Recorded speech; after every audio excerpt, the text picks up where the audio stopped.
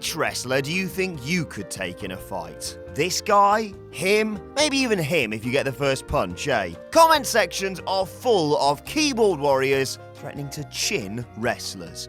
But what would actually happen if you swung for Braun Strowman? Chances are I wouldn't stand a chance against any of them. Even bloody Hornswoggle would give me a right good hiding, but there have been occasions where the impossible has happened, where some of your wrestling idols got the crap beaten out of them by non-wrestling folk like this loser. It's like finding out Father Christmas isn't real, isn't it? Anyway, with that in mind, I'm Adam Wilborn from WhatCulture, and these are 7 times wrestlers lost real-life fights with non-wrestlers. Number 7. Jamie Noble gets stabbed by an angry motorist. Another incident, less fight and more attempted murder. After returning home from a show in Cleveland, Noble briefly stepped out for lunch whilst his girlfriend took a shower. On his way back, the cruiserweight supposedly cut up another driver at an intersection who, in a fit of road rage, went all Roddy Piper and chased him home. When Noble stepped out of his vehicle, he was confronted by the angry motorist, and trying to defuse the situation, he apologised, but soon found himself in a scuffle. Things got worse when 2 other men jumped from the car and piled onto the melee, though the tough Noble managed to fend them off. There's that handicap match experience coming in handy. However, it all turned nasty when a knife was plunged into Noble's back, puncturing his lung and causing internal hemorrhaging. He was immediately rushed to ER, where he spent the next week in a critical condition, but thankfully survived. Number 6. Alberto Del Rio goes down to a Texas patron. It's just as well Alberto Del Rio is trained in mixed martial arts. So often has he been involved in out-of-hours altercations with fans, foes, and on at least one occasion, family. So it comes as something of a surprise to learn that he was leathered during a fracas with Texas bar patron Alex Pardo back in 2016.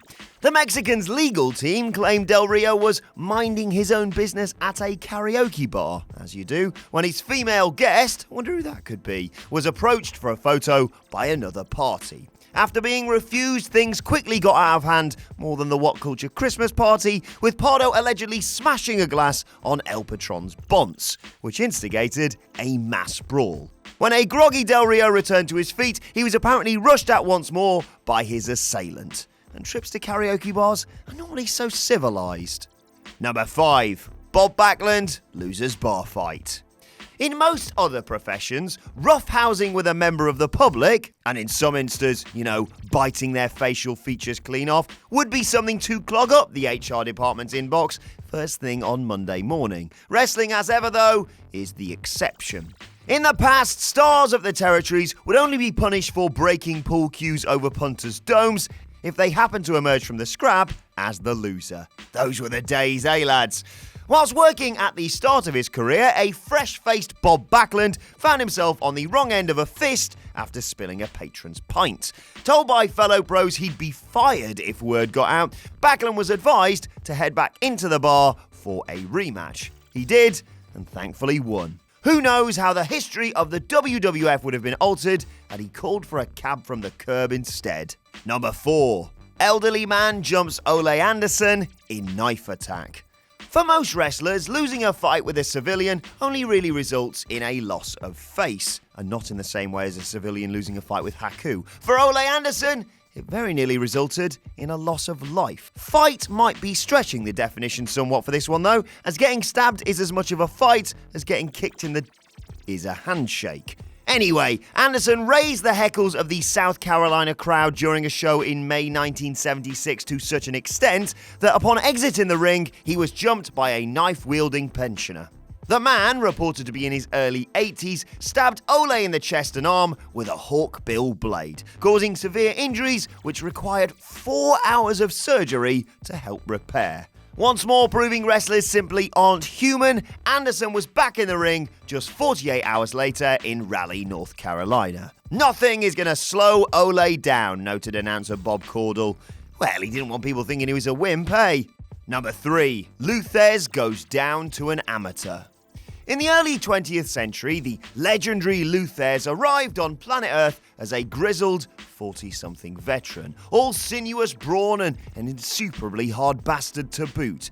THESZ went on to break records as the NWA World Heavyweight Champion, keeping his vice-like grip on the sport's most prestigious prize for a colossal 3,749 days. The Michigan could back up his professional exploits with an impressive amateur background, but sometimes his confidence got the better of him. Yeah, we've all been there. Whilst he was being followed by a local TV station during a tour of Buffalo, New York, he invited the local university's freestyle wrestling team, in no uncertain terms, to come and have a go if they think they're hard enough. The lightweights were, as expected, dispatched faster than those poor bastards they used to feed to AOP each week. However, ego burgeoning, THESZ challenged the team's heavyweight. Bad idea. The rolling cameras caught the perennial champ thrown almost immediately to the floor as his manager Ed Strangler Lewis quickly dived in to block the embarrassment being caught on film.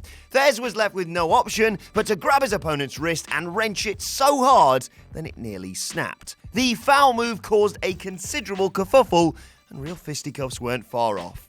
Thankfully, things settled down, and the heavyweight in question was ultimately inspired by the experience to become a pro wrestler himself. Don Curtis eventually blossomed into a decorated wrestler and a close personal friend of THESZ. Aww. Number 2. ECW commentator Joey Styles knocks out ECW hater JBL. Wait. I really want to take a second here and just appreciate this. Joey Styles isn't exactly a civilian, but nor is he a professional wrestler either, meaning his flooring of backstage bully JBL with a solitary right hook dropped with delicious poetic justice. Styles himself is a, let's just say, divisive figure among the wrestling fraternity, but it's safe to assume most were in his corner when he stood up to the Texan Tormentor during a WWE trip to Iraq back in 2008. After days of winding up the announcer, things came to a head as they so often do in a bar room.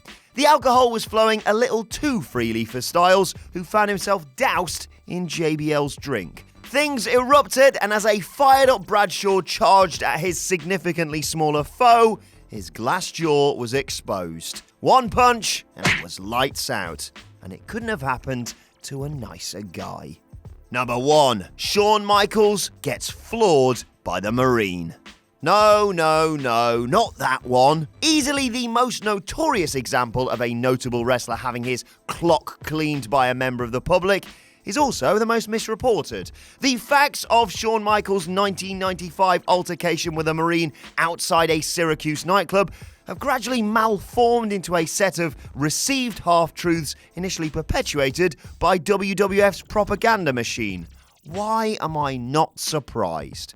Yes, Michaels was beaten up for real, though probably not to the extent that necessitated his Intercontinental title forfeiture rather than lose to Shane Bloody Douglas.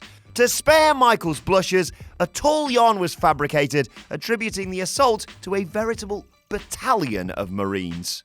Legal documents latterly dug up for James Dixon's brilliant book, Titan Sinking, showed that in actual fact, Shawn was on the wrong end of just a single guy whose girlfriend he'd made a lame pass at. Yeah, this is my shocked face. Somehow, this all transformed into a massive sub-story for the showstopper. Aww. The head injuries must have been severe though. How else could he explain that tracksuit top when handing the strap to Douglas?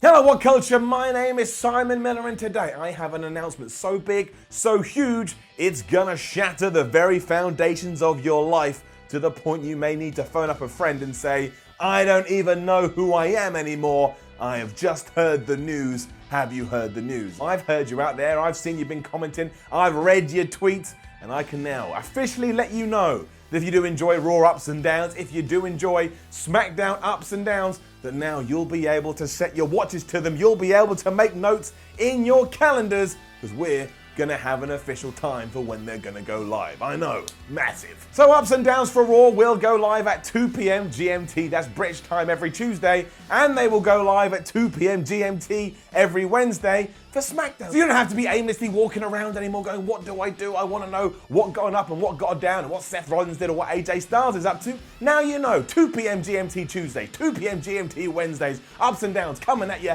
in the face. I realise what I just said, retract that, keep moving on, and I hope to see you there soon. And I hope that we build an audience so big that if I ever wanted to march an army anywhere in the world, I could, and we'd call it the Ups and Downs Army, because I haven't come up with a better name.